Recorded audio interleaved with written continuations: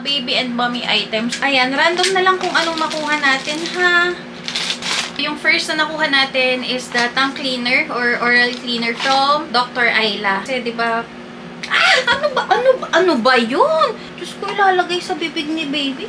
Meron ako nabasa somewhere na alin man dito sa dalawang to is sa tongue and sa gums. Okay din pag nagta-travel. Tapos ang maganda pa dito is hindi siya disposable. Inisin mo na lang siya often. We also have okay. This is from a Japanese brand called Momotaro. Isang box ng ear patch and dalawang boxes ng navel patches. So, yung ear patch, meron siyang 30 pieces. Lalagay mo sa tenga ni baby para pag naliligo, hindi siya mapasukan ng tubig. And ito namang waterproof baby navel patches. Ang sabi kasi, parang usually daw natatanggal yung pusod ng bata like 10 to 14 days. Kaya dalawang boxes na yung binili ko. Ito ilalagay din sa pusod ni baby kasi nga hindi pa magaling yun. Baka masaktan si baby. So, ilalagay mo lang to, ang pinaka-patch niya para hindi din siya mabasa. Pero alam nyo, nung nakita ko tong brand na to, Japanese brand siya, parang natuwa agad ako. Parang pang baby talaga siya. Ito kasi dumating sa bahay ng butas. Ito lang naman yung panligo sa baby. Yung silicone brush. Ayan, sa ulo ni baby. Three packages down, more to go. Ito ano to? Ano to? Okay. So, ito naman, I bought 2 bottles of Buds and Blooms Breastfeeding Cleansing Mist. Breastfeeding essential siya. Ang plano ko, kaya dalawa is isa para sa sasakyan at isa para sa nursery ni baby. Ito kasi yung ginagamit or pwede mo siyang i-spray before ka magpa-breastfeed. Para alam niyo yun, malinis. So, alam ko na to kasi TGP siya. Bumili ako ng Calmoseptine. Nakasashay pa lang. So, tingnan natin if hiyang ba dun si baby.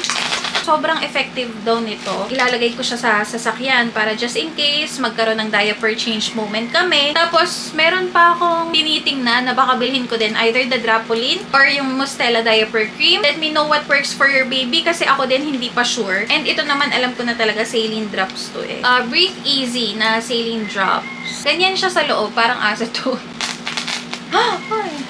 Nanik ko yung mismong product. Nursing breast pad from Clean Fan. Para pag may milk ka, hindi tatago sa damit mo. Hindi na-absorb niya yung milk. Ito naman, alam ko kung ano to kasi brand nakalagay sa plastic.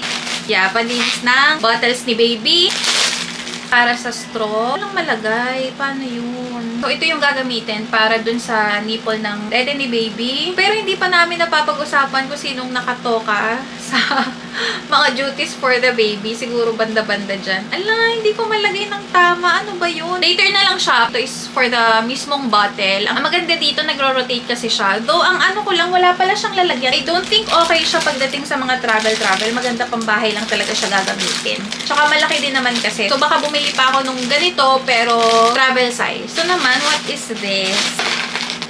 Naninik ko yung yung mismong packaging. Ano ba yan? Hindi ko alam kasi kung nasan yung gunting ko. But, ito ay may free. Pero I bought 2 packs of breast milk storage bag. Pareho silang 30 pieces per pack. 200 ml. Pwedeng malagay sa kanya na breast milk. BPA free siya. Nanik ko din yung mismong mga products na. Ayun siya sa loob. Tapos merong cute na designs per storage bag. Pwede din nating masulatan ng date kung hanggang kailan lang yung breast milk na yon or saktong date kung kailan ka nag-pump. So, bali ang mangyayari dito is papump yung mother. Wala pa ako nabibiling pump. Tanggalin mo lang tong top portion. Open mo lang siyang ganyan.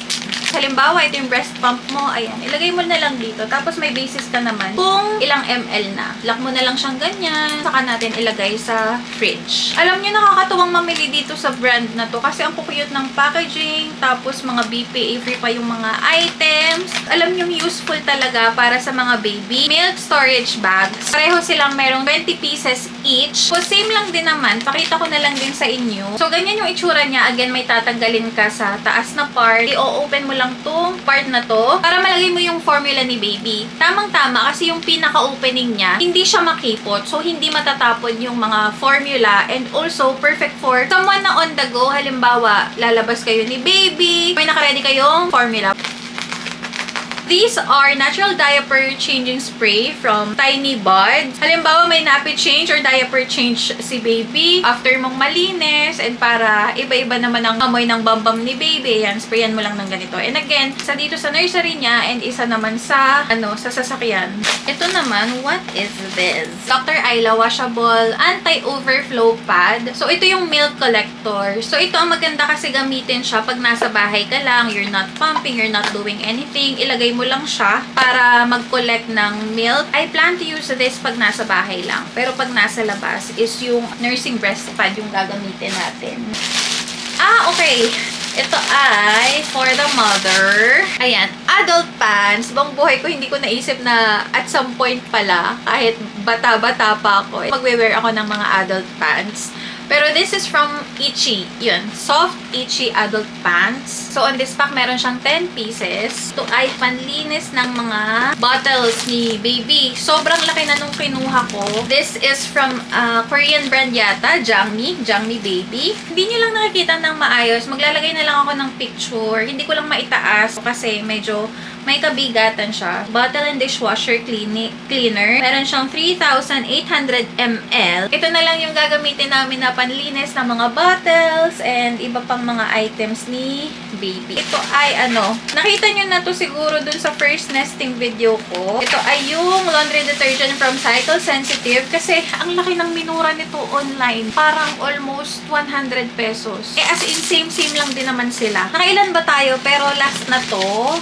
This is a bottle sterilizer. Ayan, bottle sterilizer. Hindi naman siya mabigat, pero this is from Dr. Ayla. So, alam ko pwede siyang sterilizer, dryer, and food warmer. Ito yung isa pa sa sinabi ng kapatid ko na pagdating daw sa bottle feeding, kailangan or magiging napakalaking tulong. N30 yung model nito. Pag tinanggal siya sa box, magiging ganito yung itsura niya. At some point or sa mga vlogs ko, for sure makikita nyo to. So, check out nyo lang. So, yun lang naman. Yung iba nating mga items na bibilhin, parang tira-tira na lang siya. And then, magiging complete na tayo sa nesting. So, see you on the next nesting video.